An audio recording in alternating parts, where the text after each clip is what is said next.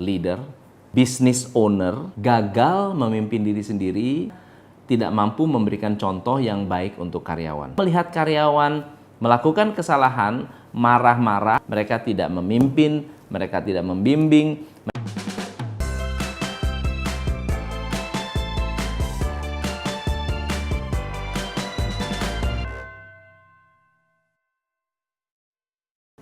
Hai, saya Tom MC Flay, founder Top Coach Indonesia. Teman-teman, hari ini saya akan membahas tentang 10 tanda bahwa leader Anda tidak layak dijadikan sebagai pemimpin.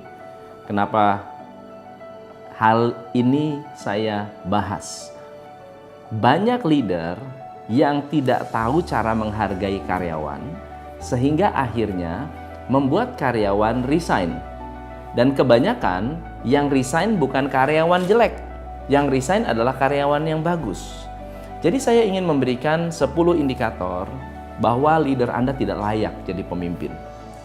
Indikator yang pertama adalah matanya buta, hatinya buta. Mereka buta dengan pencapaian kecil. Ada banyak sekali leader-leader yang tidak menghargai pencapaian besar dan menghakimi masalah kecil. Dan ini menurut saya adalah leader-leader yang pada suatu hari akan ditinggalkan oleh timnya.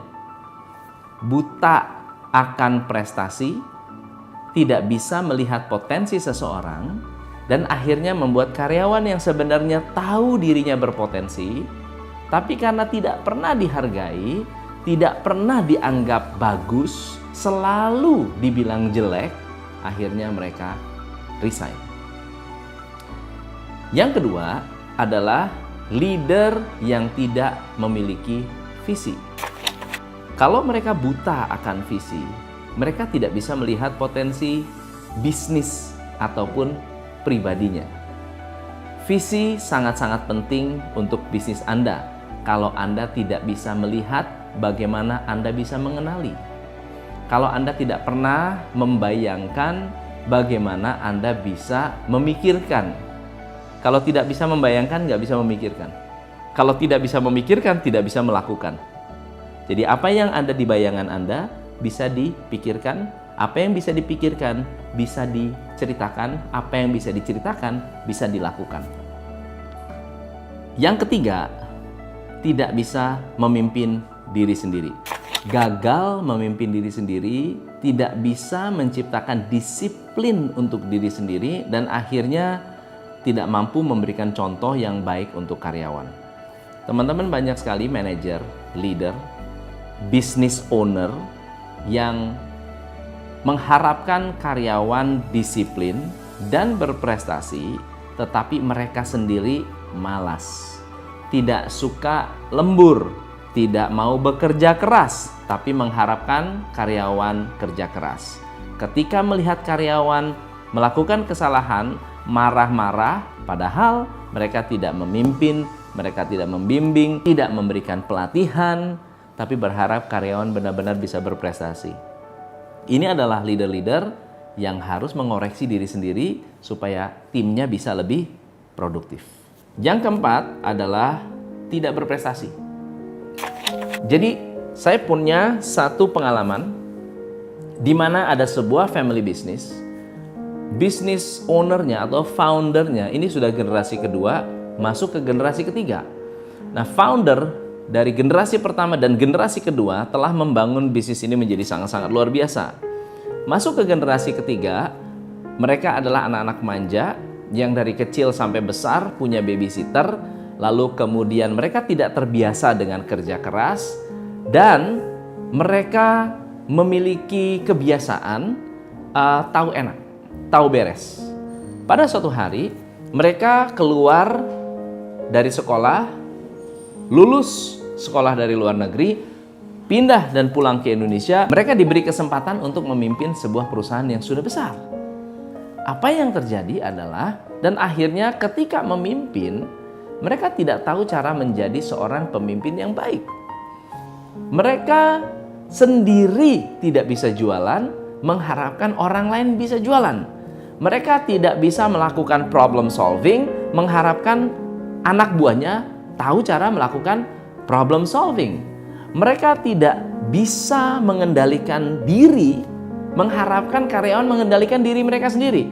Nah, teman-teman, kalau hal ini terjadi, Anda sedang berada pada posisi leader harus berubah. Leader harus melakukan transformasi agar dirinya lebih direspek oleh karyawan. Yang kelima adalah leadernya malas ngomong.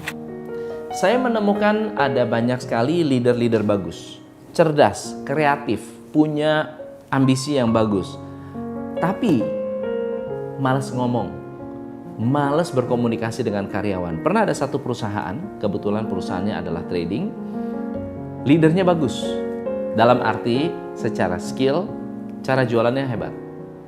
Punya tim marketing.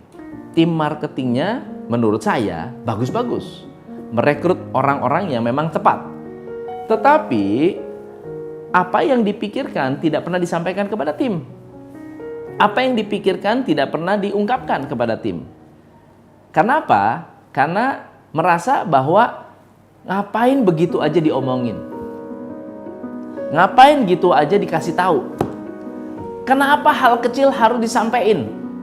Kenapa hal-hal sederhana mesti diingetin? Dan malas ngomong. Akhirnya menghentikan komunikasi antara atasan bawahan. Lebih dari 40% perusahaan tutup karena kurang komunikasi. Yang keenam, leader tidak fokus. Ada satu kejadian, saya memiliki klien yang basically mereka 3 bersaudara. Kakak tertua ini adalah orang yang paling diandalkan oleh orang tuanya, sangat bertanggung jawab dan sangat bagus. Adik nomor 2, hobinya main game dan hobinya adalah mobil, modifikasi mobil. Anak yang ketiga, pekerja keras habis-habisan.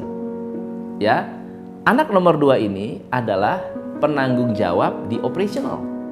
Nah, yang menarik adalah karena dia hobinya main game, hobinya adalah modifikasi mobil. Kalau ke kantor itu hanya duduk, tidur, kemudian kadang-kadang main game, tidak pernah ngurusin operasional. Operasional selalu diurus oleh bos atau atasan anak nomor 1. Lalu kemudian perusahaannya mengalami turbulensi. Turbulensi artinya harga bahan baku naik. Ini adalah tanggung jawab orang operasional. Karena dia tidak terlibat di operasional, karena tidak fokus, akhirnya membuat operasional mereka makin hari makin jeblok. Makin turun. Ini akibat dari apa? Leader yang tidak fokus. Hati-hati kalau Anda melihat leader Anda terlalu banyak fokus, apalagi fokusnya nggak berhubungan dengan pekerjaan, Anda sebaiknya harus mengingatkan dan memberikan masukan positif kepada leader Anda. Yang ketujuh, ada leader yang tidak mau berinteraksi dengan customer. Teman-teman, kalau Anda perhatikan, siapa yang membuat bisnis Anda sukses? Customer. Siapa yang membuat produk Anda laku? Customer. Siapa yang bisa memviralkan bisnis Anda? Customer. Siapa orang yang nomor 1 Anda harus dengar suaranya? Ada seorang leader yang kalau ada urusan dengan customer, udah lu aja, udah kamu aja, selalu lempar tangan dan dia tidak pernah berinteraksi langsung dengan customer. Ini adalah leader yang membahayakan perusahaan. Yang ke-8 adalah leader yang tidak memaksakan budaya. Budaya harus dipaksakan. Kalau memang harus disiplin, disiplinlah. Paksa orang untuk disiplin.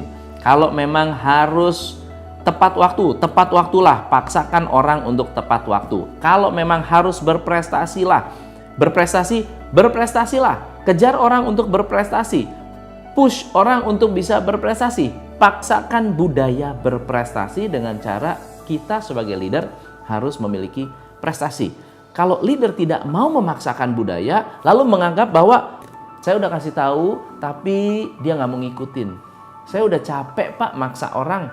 No. Berapa lama Anda akan mengingatkan anak Anda untuk sikat gigi pagi dan malam? Berapa lama? Sampai menjadi habit. Berapa lama Anda akan mengingatkan tim Anda untuk produktif? Sampai menjadi habit. Sampai menjadi habit. Ini adalah hal yang penting untuk dilakukan oleh seorang leader. Yang kesembilan adalah tidak mau mengeluarkan biaya training. Leader yang tidak mau mengeluarkan biaya training merasa bahwa rugi kalau melatih karyawan. Mereka adalah leader yang tidak memiliki visi. Karena karyawan yang cerdas adalah karyawan yang berguna. Karyawan yang tidak tahu apa-apa adalah karyawan yang sulit untuk dipertahankan. Buat Anda sebagai leader, investasikan waktu, tenaga, pikiran agar karyawan Anda cerdas. Traininglah mereka, kirimlah mereka ke seminar-seminar motivasi, ke training-training praktis, dan akhirnya membuat mereka bisa kembali ke perusahaan untuk bisa mengaplikasikan ilmunya ke perusahaan. Lalu ada pertanyaan, Coach, saya ini selalu kirim karyawan untuk training, tapi mereka saat kembali ke perusahaan, mereka tidak melakukan apa yang diajarkan. Saya mengatakan satu hal, apakah mereka diberi kesempatan atau apakah mereka diberi assignment atau tugas? Kalau tidak diberi tugas, tidak diberi kesempatan, tidak bisa melakukan apa-apa. Tapi faktor yang kedua yang saya mau Anda ingat. Kalau Anda terus-menerus berinvestasi di karyawan, lalu kemudian karyawan tidak melakukan apa yang diajarkan, minimal Anda investasi hal positif kepada mereka. Mereka akan ingat, mereka akan apresiasi, dan mereka tahu bahwa mereka dihargai oleh perusahaan. Yang ke-10 adalah leader yang tidak bersyukur. Leader yang tidak bersyukur lebih baik Anda tinggalkan cepat-cepat, cari leader yang lebih bersyukur. Leader yang tidak bersyukur contohnya adalah leader yang selalu menyalahkan anak buah. Leader yang tidak mau disalahkan. Leader yang selalu blaming, mencari excuse, dan tidak pernah merasa salah. Dan tugas Anda sebagai tim, sebagai karyawan adalah tinggalkan. Jangan ikuti. Kenapa? Karena 10 hal ini menular. Jangan dekat-dekat dengan orang-orang seperti ini. Saya Tom MC Flay. Semoga bermanfaat. Share ke semua orang, share ke grup Anda, share ke grup-grup yang ada leadernya agar mereka bisa mendengarkan aspirasi-aspirasi positif agar mereka bisa lebih berkembang. Saya Tom MC Flay. Salam pencerahan.